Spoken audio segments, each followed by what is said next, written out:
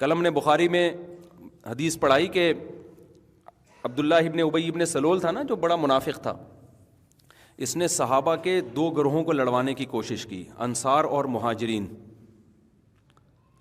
قوم پرستی کی بیس پہ۔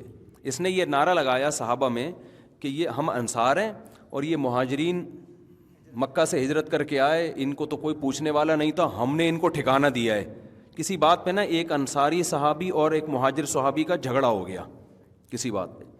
جب جھگڑا ہوا تو انصاری نے، اب کیا ہے کہ عرب میں قوم پرستی بہت تھی، اسلام نے ختم کی، لیکن ظاہر ہے کچھ اثرات رہتے ہیں، جلدی چیزیں ختم نہیں ہوتی، تو ان انصاری صحابی نے نا فوراً یا للانصار،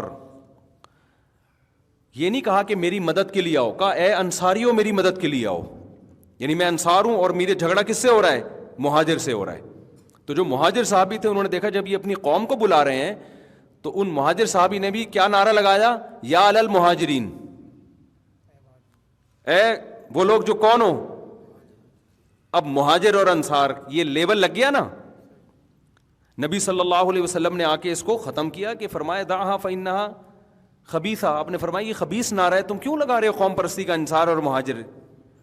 بھائی کسی کا ذاتی جھگڑا کسی سے ہوا ہے تو آپ یہ بولو نا کہ اس پہ ظلم ہوا ہے، تو اے لوگوں جو بھی چاہے انصار ہوں چاہے مہاجر ہوں، ظالم کا ہاتھ پکڑو اور مظلوم کی مدد کرو۔ جیسے بھائی کوئی شخص پہ ظلم ہو رہا ہو، آپ کو پہ کوئی ڈاکو آپ کو سے پیسے چھین رہا ہے، تو آپ کہتے ہیں نا لوگوں میری مدد کرو، یہ کہتے ہیں نا۔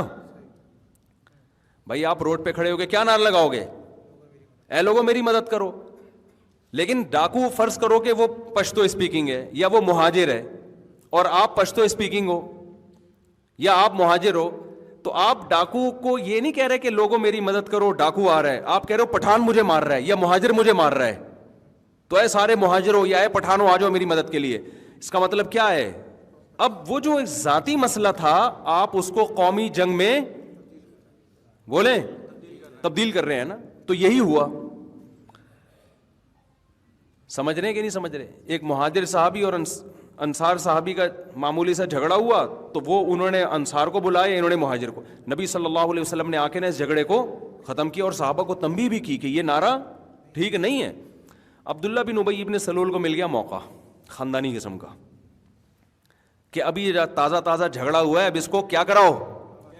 کیش کرو۔ یہ میں اتنی ڈیٹیل میں سے بتا رہا ہوں کہ ہمارے یہاں بھی اس طرح لڑائیاں ہوتی ہیں، کسی نے کسی سے ذاتی دشمنی لی تو وہ قومی نعرے میں تبدیل ہو گئی۔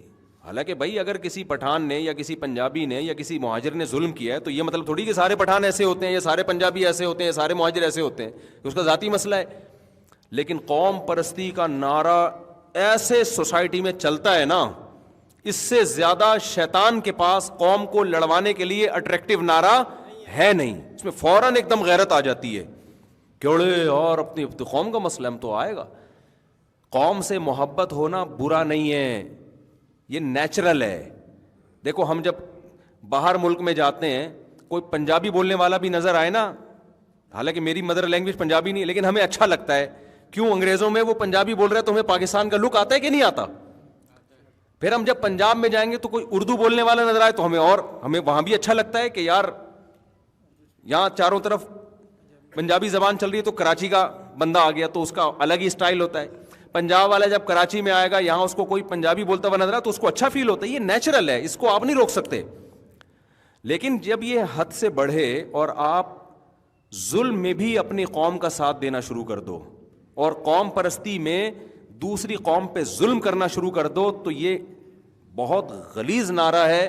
اور رسول اللہ صلی اللہ علیہ وسلم نے فرمایا جو اس نعرے کے پیچھے جان دے گا وہ ہم میں سے نہیں ہے۔ قیامت میں اللہ اس کو مہاجر یا پٹھان یا پنجابی بنا کے تو اٹھائیں گے، اللہ اس کو مسلم بنا کے نہیں اٹھائیں گے، اتنا گندا نعرہ ہے یہ۔ تو عبداللہ ابن ابی ابن سلول نے کیا کیا؟ اس نے دیکھا اس کو کیش کراؤ، اس نعرے کو نا، ابھی لڑائی ہوئی ہے ٹھیک ہے، نبی نے ختم کر دی۔ فوراً اس نے کیا کہا کہ ابھی ہم واپس جائیں نا ذرا مدینہ، ہم مدینہ جائیں گے تو اب ہم ایسا کرتے ہیں کہ یہ جو مہاجر لوگ آئے تھے نا جن کو ہم نے پناہ دی ہے، آج یہ اتنے معاذ اللہ شیر ہو گئے کہ ہم سے جھگڑے کرنے شروع کر دیے، تو لَيُخْرِجَنَّ الْأَعَزُّ مِنْهَا الْأَذَلَّ، جو عزت دار لوگ ہیں نا، جو انصار جن کا اصل وطن ہے، ان لوگوں کو یہاں سے نکال دیں گے، بولیں گے جاؤ اپنے ملک واپس جاؤ۔ اب اس نے آگ لگانے کی کوشش کی۔ جب ایک چیز نبی نے ختم کر دی ہے، بھائی تو اب کیوں دوبارہ اس کو اچھال رہا ہے. جب صلح ہو گئی ہے تو حضرت عمر کو آیا غصہ. حضرت عمر نے حکم دیا یا رسول اللہ آپ مجھے اجازت دیں کہ اس کو کی میں گردن اڑا دوں, اور ایک روایت میں کہ آپ اس کو قتل کریں, یہ فساد پھیلا رہا ہے. وہ ہمیشہ فساد پھیلاتا تھا عبداللہ ابن ابی ابن سلول. لیکن آپ صلی اللہ علیہ وسلم کا ہدف کیا تھا؟ اسلام کو دنیا میں کیا کرنا ہے؟ غالب. سمجھ رہے ہیں نا. اب اس کا ایک راستہ یہ تھا کہ ایسے فسادی لوگوں کی گردن کاٹی جائے تاکہ دوبارہ یہ فساد نہ ہو, کیونکہ اگر یہ مہاجر اور انصار لڑائی شروع ہو گئی تو خلافت قائم ہوگی دنیا میں. یہ تو یہیں لڑ کے آدھے ہو جائیں گے, نہ انصار کو فائدہ ہوگا نہ مہاجر کو فائدہ ہوگا. تو آپ کا ہدف کیا تھا؟ اسلام کو دنیا میں غالب کرنا ہے. اس کا ایک طریقہ یہ تھا اس قسم کے جتنے فسادی ہیں سب کو ایک ہی دفعہ میں کنٹینر میں بند کر کے, جیسے اصطلاح ہے نا, محاورہ ہے, کنٹینر بند کر کے ایک دفعہ سمندر میں پھینک دو. تو آپ یہ کر سکتے تھے, آپ کے پاس پاور تھی مدینہ میں. حضرت عمر جیسے لوگ آپ کے ساتھ, انصار آپ کے ساتھ تھے, وہ کہتے یہ ایسا نعرہ لگا رہے ہیں تو ٹھیک ہے آپ لائیں اور ہم ان کی گردن اڑاتے ہیں. لیکن حضرت عمر نے جب مشورہ دیا آپ نے فرمایا نہیں. فرمایا اس لیے نہیں کہ اگر میں ان کو قتل کروں گا, ان کی شرارتیں ہم جانتے ہیں, مشرکین مکہ اور غیر مسلم نہیں جانتے. غیر مسلم اس کو مسلمان سمجھ رہے ہیں, یہ تو ہمیں پتہ ہے نا یہ شرارت کر رہے ہیں. ہوگا یہ کہ ہم نے اگر ان کو قتل کر دیا تو آہستہ آہستہ یہ بات دنیا میں پھیلے گی, ان محمدن یقتل اصحابہ, محمد صلی اللہ علیہ وسلم اپنے بندوں کو قتل کر دیتے ہیں. نہیں یہی بات سمجھ میں. اس سے لوگوں کا اسلام میں داخلہ بڑھنے کے بجائے کم ہو جائے گا. لوگ ڈر جائیں گے, بھائی یہ تو ذرا سی باتوں پہ, یہ تو ان پہ کلمہ نماز میں ان کے ساتھ شریک ہوتے تھے, پتہ نہیں کوئی بات مسلمانوں کو بری لگ گئی اور گردن ہی اڑا دی, تو بہت سخت مذہب ہے بھائی, دور ہی رہو, ٹھیک ہے نا, بہت سختی ہے ان لوگوں میں.